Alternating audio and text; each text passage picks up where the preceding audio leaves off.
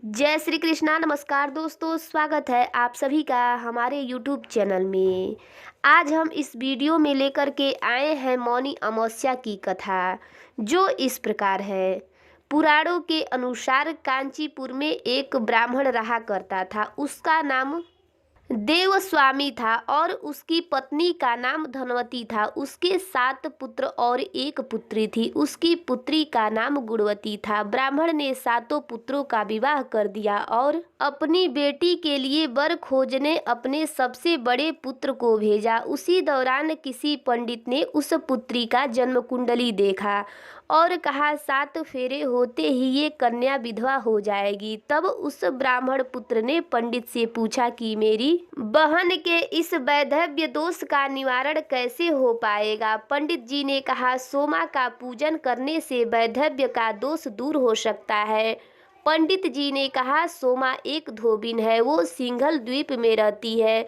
उसे जैसे तैसे प्रसन्न करो और गुणवती के विवाह से पहले उसे यहाँ बुलाओ। और तब देवस्वामी का सबसे छोटा लड़का अपनी बहन को अपने साथ लेकर सिंघल द्वीप जाने की तैयारी के साथ सागर तट पर चला गया। सागर पार करने की चिंता में दोनों एक वृक्ष की छाया में बैठ गए। उस पेड़ पर एक घोंसले में गिद्ध का परिवार रहता था। उस समय घोंसले में सिर्फ गिद्ध के बच्चे ही थे। गिद्ध के बच्चे उन भाई बहनों के क्रियाकलापों को देख रहे थे। शाम के समय जब उन गिद्ध के बच्चों की माँ आई तो माँ ने देखा कि उन बच्चों ने अब तक भोजन नहीं किया है। वो अपनी माँ से बोले, माँ नीचे 2 प्राणी सुबह से भूखे प्यासे बैठे हैं, जब तक वो कुछ नहीं खा लेते हम भी कुछ नहीं खाएंगे। तब दया और ममता की वशीभूत उसकी माता उनके पास आई और बोली, मैंने आपकी इच्छाओं को जान लिया है। इस वन में जो भी फल फूल कंद मूल मिलेगा मैं उसे ले आती हूँ। आप भोजन कर लीजिए, मैं प्रातः काल आपको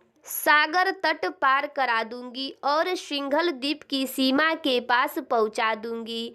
और फिर वो दोनों भाई बहन माता गिद्ध की सहायता से सोमा के यहाँ जा पहुँचे और वो सुबह उठकर सोमा का घर झाड़कर लीप दिया करते, जिससे सोमा प्रसन्न हो जाए। एक दिन सोमा ने अपनी बहुओं से पूछा, हमारे घर की सफाई कौन करता है, कौन इसे लीपता पोतता है। सभी बहुओं ने कहा, ये तो हम खुद ही करते हैं, हमारे सिवाय बाहर से आकर इस काम को कौन करेगा। लेकिन सोमा को उनकी बातों पर विश्वास नहीं हुआ। एक दिन उसने इस रहस्य को जानना चाहा। सारी रात जागी और सब कुछ उसने प्रत्यक्ष अपनी आंखों से देखा। तब सोमा ने उन भाई बहनों से बात करी। भाई ने सोमा को विधवा होने की सारी बात उसे बता दी। सोमा ने उसकी श्रम साधना और सेवा से प्रसन्न होकर उचित समय पर उनके घर पहुंचने का वचन दे दिया और कन्या के वैधव्य दोष का निवारण करने का आश्वासन दे दिया।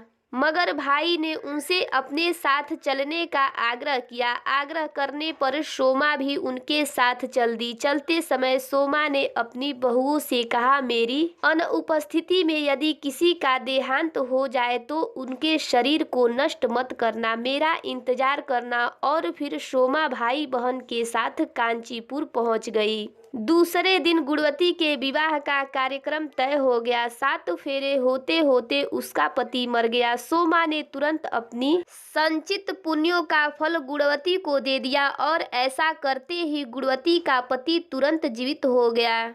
सोमा उन्हें आशीर्वाद देकर अपने घर चली गई। उधर गुणवती को अपने पुण्य का फल देने से सोमा के पुत्र और दामाद और पति की मृत्यु हो गई। सोमा ने पुण्य फल संचित करने के लिए मार्ग में पीपल वृक्ष की छाया में विष्णु जी का पूजन करके 108 परिक्रमाएं की और ऐसा करते ही उसके परिवार के जो भी लोग मरे थे वे जीवित हो उठे। इसीलिए कहते हैं, निष्काम भाव से सेवा का फल बहुत मीठा होता है। इस व्रत का यही लक्ष्य है। तो ये थी मौनी अमावस्या की कथा। आपको ये कथा कैसी लगी कमेंट करके ज़रूर बताइएगा। चैनल पर पहली बार आए हैं तो चैनल को सब्सक्राइब करिएगा, बेल आइकन को प्रेस करिएगा ताकि आने वाली न्यू वीडियो की नोटिफिकेशन आप सभी को मिलती रहे। वीडियो अच्छा लगे तो वीडियो को लाइक और ज़्यादा से ज़्यादा शेयर करिएगा। जय श्री कृष्णा।